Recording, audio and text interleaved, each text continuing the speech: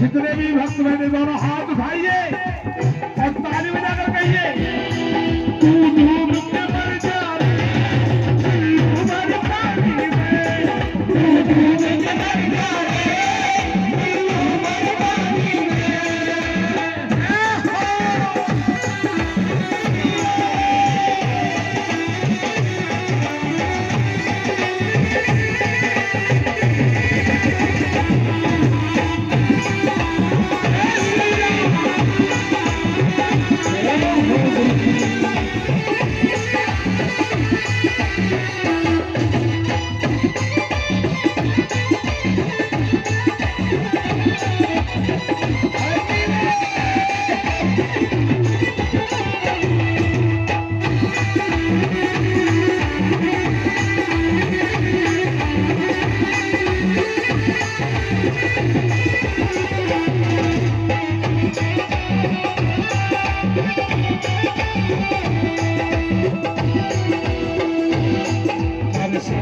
भक्ति है, भक्ति में शक्ति है, हर शक्ति भक्ति है, भक्ति में शक्ति है। या भक्ति से भैया मिल जाएगी मुक्ति है, या भक्ति से भैया मिल जाएगी मुक्ति है।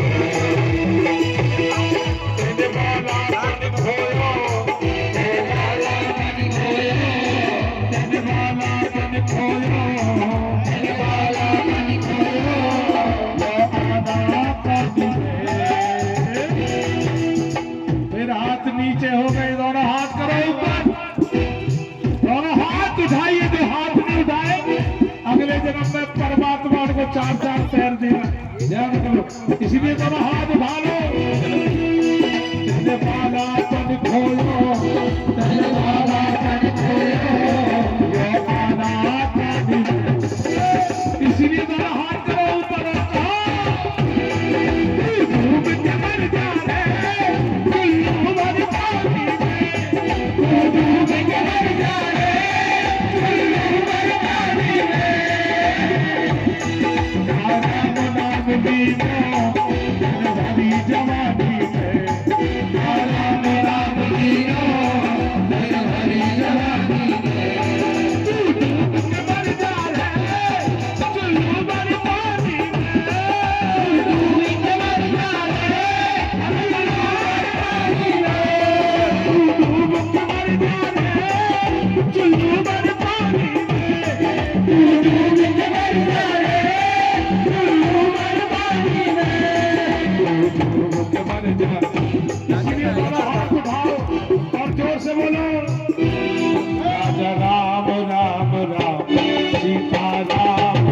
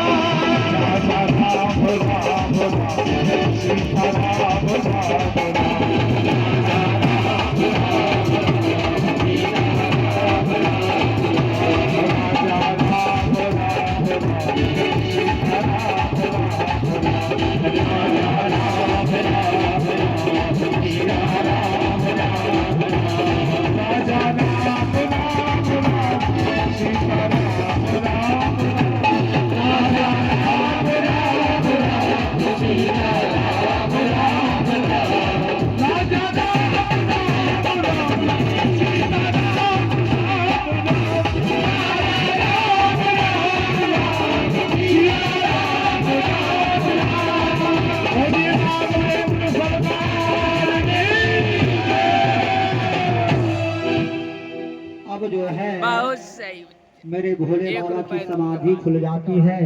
उसी समय जब भगवान का स्मरण किया तो भगवान भोले बाबा को समाधि में इतने जो है इतने जोर से कीर्तन हुआ, जैसे अब चल रहा था ऐसे ही मन में उनके कीर्तन चल रहा था और भगवान राम का प्रादुर्भाव हुआ। भगवान के दर्शन कर रहे थे। कौन कर रहा था? भोले बाबा। अब राम नाम की संकीर्तन करने लगी सती मैया ने तुरंत भोलेनाथ के पास पहुंच गई। तो भोले बाबा ने सती जी को देखा, उन्हें सामने बैठा दिया, बगल में नहीं सामने। उसी समय भगवान शिव को अपमानित करने के लिए दक्ष ने यज्ञ किया। इसमें दक्ष ने सबको बुलाया, यज्ञ में दक्ष ने सबको बुलवाया। सारे देवता आकाश मार्ग से अपने अपने विमानों में बैठ करके जो है दक्ष के यज्ञ में जा रहे थे। अब सती माता ने देखा, आधे आधे कर लेंगे। भोले बाबा से पूछा, प्रभु ये सब विमान सब भर करके कहाँ जा रहे हैं? भोले बाबा ने कहा, ये सब तुम्हारे पिताजी के घर जा रहे हैं। बोले पिताजी के घर में क्यों जा रहे हैं? बोले तुम्हारे पिताजी ने एक बहुत सुंदर यज्ञ का अनुष्ठान रख रखा है, तो वहां पर सभी देवता अपना भाग लेने के लिए जा रहे हैं। सती जी ने कहा, तो स्वामी आपके ससुर जी ने यह यज्ञ किया और हमको भी अब चलना चाहिए। भोलेनाथ ने कहा, कहे तो अच्छी रही हो, लेकिन निमंत्रण नहीं आया है। बोले तो फिर निमंत्रण नहीं आया तो क्या हो गया? कहो नीक मोरे मन भावा, लेकिन ठीक कहा, मुझे भी अच्छा लगा, किंतु अनुचित तुम्हारे पिताजी ने हमारे लिए निमंत्रण कार्ड नहीं भेजा, इसलिए बिना बुलाए किसी के दरवाजे नहीं जाना चाहिए। इसलिए बिना बुलाए वहां दरवाजे पर जाना ठीक नहीं है। तो क्या पिताजी के घर बुलाने पर ही जाना चाहिए? माता पार्वती ने कहा, तो पिताजी जब बुलाएं जब ही जाना चाहिए। भगवान शिव ने कहा, नहीं, पिता के घर तो बिना बुलाए भी जाना चाहिए, लेकिन इस तरह में नहीं कि सबको निमंत्रण दे दिया और फिर जो है तुम चले जाओ। हाँ, कोई कार्य हो तो बिना बुलाए तुम अकेली, तुम स्वयं अगर कोई किसी का निमंत्रण नहीं गया तब बिना बुलाए भी जा सकती हो। 4 लोगों के घर बिना बुलाए भी जाना चाहिए, लेकिन कहाँ कहाँ नहीं जाना चाहिए? मित्र प्रभु गुरु के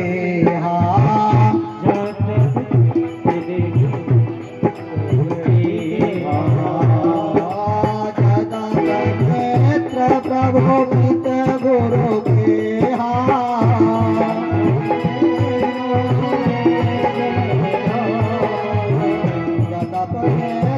प्रभु पिता गुरु के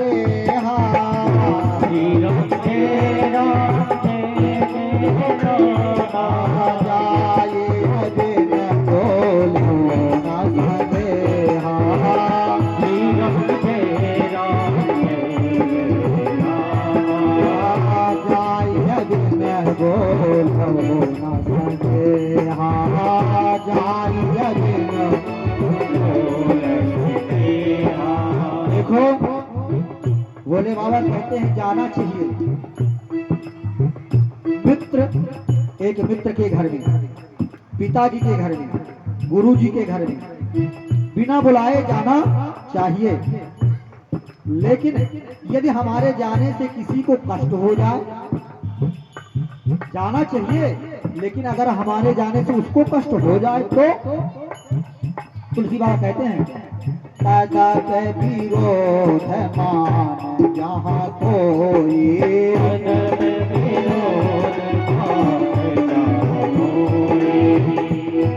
विरोध मान जहाँ कोई, विरोध मान जहाँ कोई, विरोध मान जहाँ कोई, विरोध मान जहाँ कोई, कहाँ गए कल्याण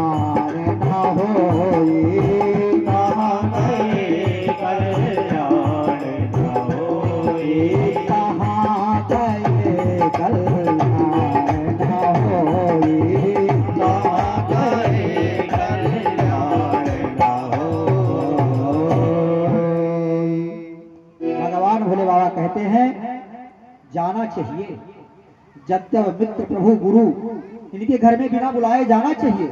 लेकिन यदि हमारे जाने से उनको कष्ट हो जाए, तदप विरोध मान जा, अगर हमारे जाने से उनको हमारे प्रति विरोधित्व आ रहा हो, उनका हमारे प्रति विरोध हो, तो फिर वहां नहीं जाना चाहिए।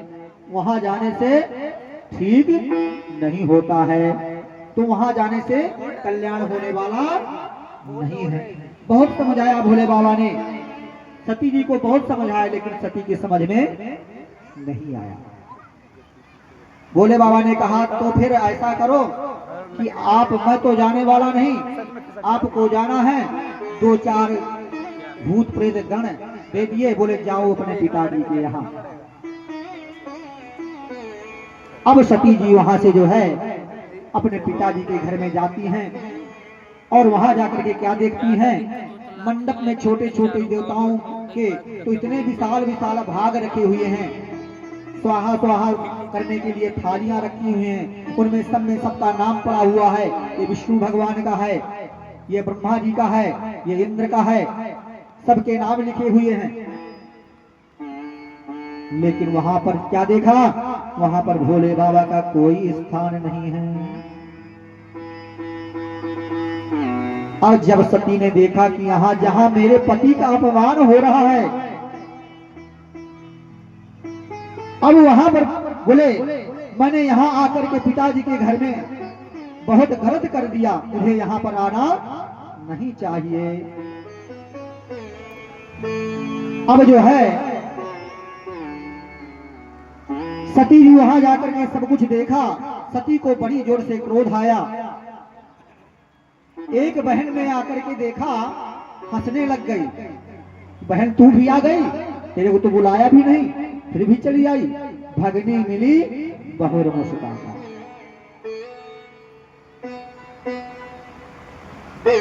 और सती जी को इतना क्रोध आया और वहीं पर प्रण किया, आज के बाद शिवद्रोही हे पिता दक्ष, अब मैं यहाँ जीवित रह करके अपने पति को अपमानित देखना नहीं चाहती। जब तक यह शरीर मेरा रहेगा तब तक लोग मुझे दक्ष कुमारी कहकर के पुकारेंगे, मेरा यह शरीर हर समय अपमानित होता रहेगा, मुझे दक्ष कुमारी कहकर के बुलाया जाएगा। मैं ऐसा करूंगी, इस नाम को हो, इस सती के नाम को ही यहीं पर दफन करके मैं खुद ही विदा ले लूंगी। वहां पर जो है सती ने योगाग्नि का प्रादुर्भाव किया, और जहां यज्ञ की आहुति दी जा रही थी, सती ने जो है एक छलांग लगाया और यज्ञ में धमाम से कूद गई और सारा शरीर जल करके भस्म हो गया।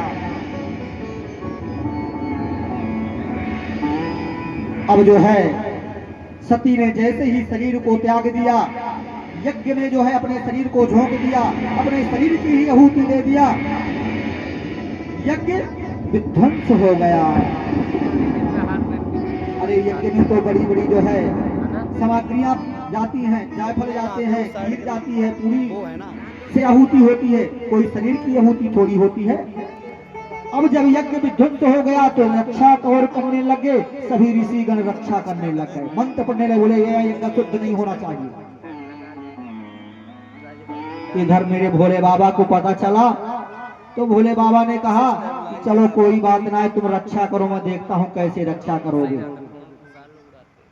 भोले बाबा ने अपने जो है इतना क्रोध आया और अपने जो है जटा को जो है धड़ाम से उखाड़ा दे करके जमीन में दे करके मारा और वीरभद्र का प्रादुर्भाव हुआ।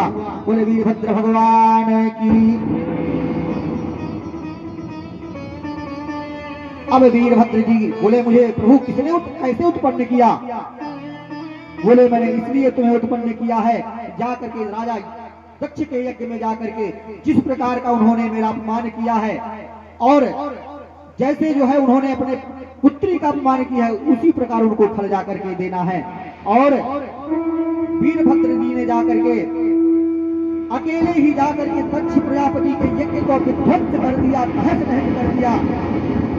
जो ऋषि मुनि वहां रक्षा कर रहे थे उनके अंग भंग कर दिया और यहाँ तक मेरे भगवान नारायण स्वयं आकर के वीरभद्र से युद्ध करने लग गए। वीरभद्र जी ने कहा, प्रभु मैं आपको प्रणाम करता हूँ, मैं आपसे युद्ध नहीं करना चाहता, क्योंकि अब नारायण युद्ध क्यों करने लग गए? बोले नारायण इसलिए युद्ध करने लग गए क्योंकि दक्ष जो था तो भगवान नारायण का परम भक्त था। बोले प्रभु मैं तुम्हारा भक्त हूँ, मेरी रक्षा करो, मेरी रक्षा करो। तो दक्ष जो है भगवान को बार बार प्रेरित किया, तो भगवान नारायण ने अपना चक्रधर उठाकर वीरभद्र से जो है युद्ध करने लगे। अब जो है जब वीरभद्र से भगवान का युद्ध घमासान होने लग गया, भगवान ने चक्र चला दिया, वीरभद्र ने त्रिशूल को चला दिया, त्रिशूल का और चक्र का टकराव हुआ, पृथ्वी जो है हिलने लग गई, दसों दिशाएं गूंजने लग गई, तो प्रलय हो जाएगी। वीरभद्र जी ने भोले बाबा को संदेशा भेजा। भोले बाबा ने मन ही मन में प्रणाम किया, बोले प्रभु आप मेरे भी इष्ट हो, मैं आपसे युद्ध नहीं करना चाहता हूँ, मुझसे आपसे कोई विरोध नहीं है, लेकिन जब मैं आप मेरे पूज्य हैं तो मैं आपसे युद्ध नहीं करना चाहता हूँ, फिर आप क्यों मुझसे युद्ध कर रहे हैं? बोले मैं मजबूर हूँ। बोले मजबूरी किस काम की? अरे जहाँ पर जो अभिमान, काम, क्रोध, मद, लोभ, ईर्ष्या, द्वेष, मद, मोह, मत्सर ये जहाँ पर होते हैं तो इनको नष्ट करने का काम तो होना ही चाहिए, और आप ही इनको अगर गुस्सावा देंगे तो फिर छोटे छोटे जो जीव जंतु हैं वो कहाँ जाएंगे, इसलिए इसको होने दो। अब जो है इधर भगवान नारायण की समझ में आ गई। बोले दक्ष तुमने बहुत बड़ा अपराध किया है, इसलिए मैं तुम्हारी रक्षा नहीं कर सकता। भगवान गरुड़ पर आरूढ़ हुए और वैकुंठ को चले गए। अब जो है वीरभद्र जी ने यज्ञ को विध्वंस किया। दक्ष प्रजापति ने देखा कि अब तो ये मुझे छोड़ने वालों ना है, अब यूं तो मुझे मार कर ही मानेंगे। अब वीरभद्र जी ने जो है अपनी धोती को उठाया और दौड़ना शुरू कर दिया। अब आगे आगे जो है दक्ष प्रजापति भागते जा रहे हैं, पीछे पीछे वीरभद्र जो है भागते जा रहे हैं। बोले भागने से कुछ नहीं होगा, अब इसका फल तो तुम्हें भुगतना ही पड़ेगा। जैसे तुमने कर्म किया है इसका फल तो तुम्हें अब भोगना ही पड़ेगा। अब क्या किया? वीरभद्र के अपने 10 हाथों से 10 हाथों में शंख चक्र गदा पद्म खड्ग आयुध को धारण करके और दक्ष प्रजा को एक हाथ से जो है लंबा बढ़ाया और दक्ष प्रजापति की दाढ़ी को पकड़ लिया और पकड़ करके अपनी तरफ धड़ाम से खींच लिया और उसके गर्दन में तलवार को दे करके मारी, धड़ाम से सिर को काटा और जाकर के कुंड में फेंक दिया। शीश जल करके धू धू करके जल गया और जो है यज्ञ विध्वंस हो गया। अब जब यज्ञ विध्वंस हो गया, वीरभद्र का गुस्सा जो है शांत नहीं हो रहा है। अब वीरभद्र को शांत करने के लिए सभी देव ऋषिगण हाथ जोड़ करके प्रार्थना कर रहे हैं और वीरभद्र को शांत करने के लिए भोले बाबा को बुलाया गया। भोले बाबा ने आकर के जो है वीरभद्र को, जब वीरभद्र ने जो है इतने क्रोधित हो गए तो माँ भगवती को भद्रकाली का रूप धारण करना पड़ा और भद्रकाली के रूप होकर के माँ भगवती भद्रकाली के रूप में वीरभद्र के सामने आई और जयमाल लेकर के खड़ी हो गई। वीरभद्र ने पत्नी के रूप में भद्रकाली को देखा और नतमस्तक हो गए। भद्रकाली ने वीरभद्र के गले में जयमाला डाल दिया। बोले वीरभद्र भगवान की। इस प्रकार से जो है सती का चरित्र मैंने आपको सुनाया। तुलसीदास बाबा यहाँ लिखते हैं कि यह इतिहास सकल जग जानी, इतिहास सकल जग जानी, यह इतिहास सकल जग जानी, इतिहास सकल जग जानी।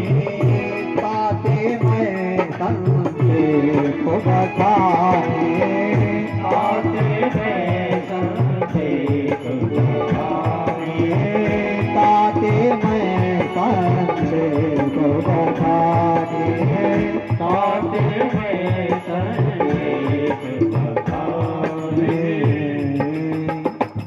यह श्री रामचरितमानस में यह चरित्र जन जन में सबको पता है, लेकिन फिर भी मैं अपने मंद बुद्धि से आपको थोड़े में ही आपको समझाने की कोशिश किया। यह इतिहास सारा संसार जानता है, इसलिए मैं संक्षेप में बखान करके तुलसी गोस्वामी जी लिखते हैं, सती जी ने मरते समय भगवान श्री हरि से वरदान मांगा और वो वरदान मांगा था, इसी के परिणाम स्वरूप सती मैया ने पार्वती के रूप में हिमांचल की पुत्री बन करके प्रकट हुई।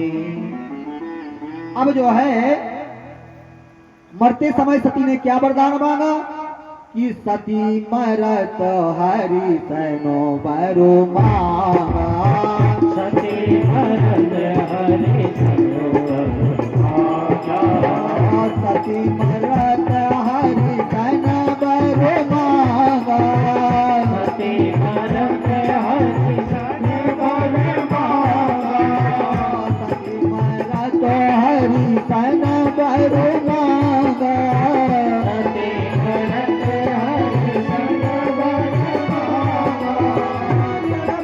जन्म शिव पद अनुरागा जन्म जन्म शिव पद अनुरागा कारण ही गिर ग्रह जाई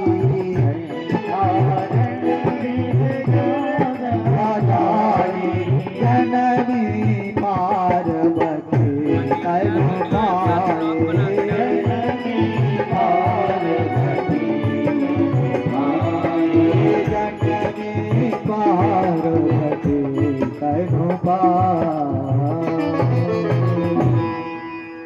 जन्म लेते समय मरते समय सती ने वरदान मांगा कि प्रभु जब जब मेरा जन्म हो और जिस जन्म में जन्म लूं तब तब मुझे पति के रूप में कौन मिले, सिर्फ भोले बाबा ही मिले।